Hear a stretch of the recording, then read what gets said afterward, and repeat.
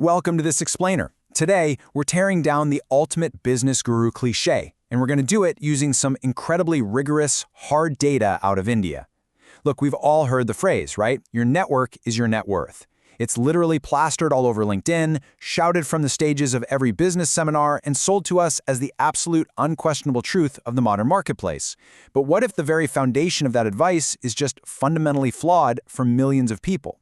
Today, we are unpacking a fascinating research paper published in PLOS One. It investigates the income gaps of stigmatized caste business owners in India, and honestly, it completely flips our entire understanding of social capital right on its head. It all boils down to one simple question. Does networking actually equal net worth? We are constantly told that success is, just a handshake away. If you can just get yourself in the room, if you can just meet the right people, your financial future is totally secure. But is your network truly the main driver of your net worth universally for everyone? Or does that rule kind of only apply if you already hold a certain status in society? The standard advice we get basically boils down to this neat little three-step dance. Step 1, hand out business cards. Step 2, build a massive tower of network connections. Step 3, profit. It paints this picture of a frictionless ecosystem where absolutely everyone who puts in the hustle gets the exact same reward. It promises that if you just build your social connections, the profits will naturally and equally follow. But as we're about to see, treating the business world like a perfect, flawless meritocracy completely ignores some really heavy, invisible anchors holding certain entrepreneurs back. Because the hard data totally shatters that illusion. A massive pan-India survey of over 8,500 business-owning households reveals a really stark, hidden reality. Dalit business owners, who belong to historically marginalized and socially stigmatized castes in India, groups that were once actually deemed untouchables, face a staggering 16% income gap compared to others. Now, let's be clear, this isn't just some slight statistical anomaly. This is a massive, systemic penalty applied directly to their bottom line, despite all their entrepreneurial hustle. Now, you might be thinking, well, maybe this is just about poverty, right? Or general economic disadvantage. But actually, the researchers controlled for that. Crucially, this 16% penalty exists even when you compare Dalit entrepreneurs to business owners from other socioeconomically disadvantaged backgrounds. So if you take two entrepreneurs who are equally disadvantaged economically, but only one carries the specific social stigma of being a Dalit, that stigmatized entrepreneur still suffers that specific 16% income drop. So what's really going on here? The root cause of this gap isn't a lack of hustle or intelligence or business acumen. It's what researchers term institutional stigma. And this isn't just one person being rude to another. We're talking about a diffused, systemic prejudice that operates like invisible walls in the marketplace. It's literally built into the societal power structures, acting as a heavy bureaucratic anchor that actively limits a marginalized group's access to resources. It basically assigns a different worth to a group of people, entirely independent of their actual value or capability. So how does this actually play out in the day-to-day grind of running a business? Well, this institutional stigma means everyday commerce requires navigating an absolute minefield. It manifests as outright denials of opportunity, suppliers or customers just straight up avoiding them. It means higher operational costs because it might take twice the effort and time just to secure the exact same contract. It involves daily microaggressions and the exhausting psychological burden of managing a stigmatized identity just to survive in the market. And all of this happens without even relying on visible markers like skin color. It operates through really subtle social cues, like last names or traditional family occupations. Because they are locked out of that frictionless, breezy networking that privileged groups enjoy, early capital has to come from heavy, painful personal sacrifices. Instead of securing an easy bank loan through a buddy from college, startup funds often rely on a mother's backbreaking extra work or a wife literally having to sell her jewelry. The foundation of their business is built on immense familial sacrifice simply because the traditional avenues of social capital are gated off to them.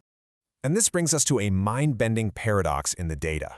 You would naturally think that as marginalized business owners build more connections, their incomes would rise to match everyone else, right? That's what the gurus say. But the data reveals the exact opposite. As social capital goes up, the income gap actually widens. The privileged group accelerates upward much, much faster. In this specific context, more networking is actively making the inequality worse. We literally have to stop and ask why.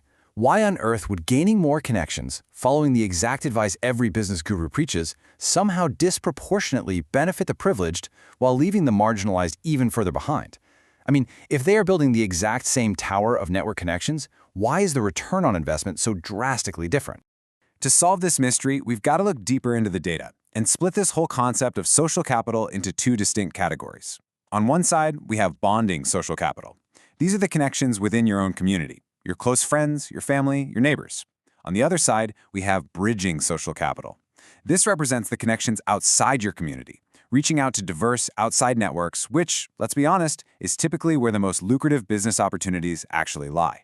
When we isolate just that bridging capital, those outside connections, the non-stigmatized group gets an 11% income bump. It works exactly as advertised for them. But for Dalit business owners, it is a flat line. Spending the time, the money, and the energy trying to build outside connections yields absolutely zero returns. The institutional stigma creates these invisible walls. They can shake the hands, they can collect the business cards, but the bias of the marketplace prevents those connections from ever actually translating into real contracts or revenue. But interestingly, the story changes entirely when we look at bonding social capital. Building connections within one's own community benefits both groups equally. Both groups experience about an 8.6% income increase when they lean on their own internal networks. So it's clear, the marginalized entrepreneurs are perfectly capable of leveraging networks. They're great at it, but they only see those returns in spaces where they are safe from the institutional stigma of the broader marketplace. So, is there any tool for mobility that actually works universally across the board? Yes, actually there is. Human capital. Specifically, things like education. Unlike social capital, as human capital goes up, the data moves in perfect parallel. Gaining more education increases business income by roughly 16% for both groups equally.